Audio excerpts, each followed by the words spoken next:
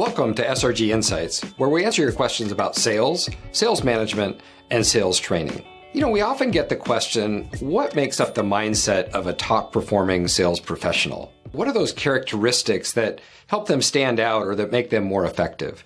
And we've really identified 5 key areas that I think really lend themselves and contribute to somebody excelling and really exceeding expectations as a sales professional.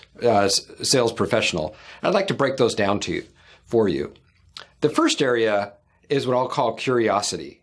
This is the mindset of the investigative journalist. In my mind, the best reps have that innate curiosity about the customers, about their industry, about the business. They really want to find out what makes things tick, find out what's going on within their customers, and try to understand how to help make them better. So that's the investigative journalist. The second mindset is really that of a go-giver. And I really like that concept of the go-giver. There's a book by the same name. That's the idea that you're there first to add value without expecting something immediately in return.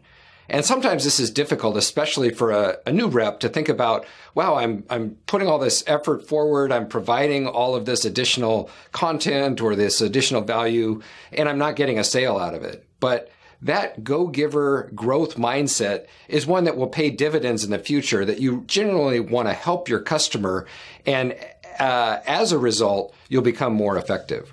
The third area is really the mindset of a consultant. In my experience, the best salespeople are ones who understand the customer's problem, take the time to really understand the pain, the impact of the problem is having on the organization, and how they can help solve it. And then they can develop a solution that's really aligned, much like a consultant would do in a consulting engagement. Oftentimes, consultants make great salespeople when they make that transition because they've already understood how to ask those questions and how to really dig in and learn about the problems so that they can find unique ways to find it. So I think that consulting mindset is very important. The fourth area is really around listening. And I guess I'd call this the mindset of a counselor. So oftentimes salespeople get a bad rap because they do all the talking, they're showing up and throwing up, or they want to get through their pitch deck. The classic identification of an extrovert is that salesperson who's trying to pitch you or convince you. And actually, I think that's a thing of the past, and research suggests that that's not necessarily the most successful personality type.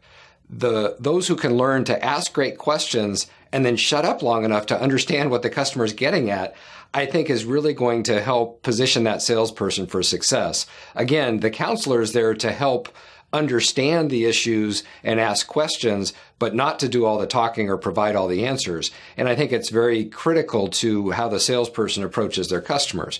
You know, Dale Carnegie said almost 100 years ago that people will like you a lot more if you're interested in them than if you try to get them interested in you. And I think that's a key takeaway from that thought. And also Stephen Covey, who said, seek first to understand and then be understood. And that's one of the principles, one of those habits that's really stuck with me. So that idea of listening and being that counselor, I think, is critical to a successful salesperson.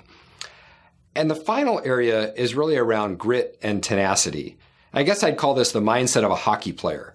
And the reason I use that is we've had a client who actually used that as one of their hiring screening profiles, that they looked for hockey players who had been successful, that knew how to get in there and practice and work hard and play hard and even mix it up or fight for the game if necessary. I think at the end of the day, sales takes tenacity and hustle and sometimes pretty thick skin to be successful. We want those reps who are willing to take on that challenge, who actually rise to that challenge and that occasion. And I'd look for those who have a history of excelling under difficult circumstances. It may not necessarily be in hockey, but in those situations where they've had to demonstrate that grit, that passion, that perseverance towards longer term goals.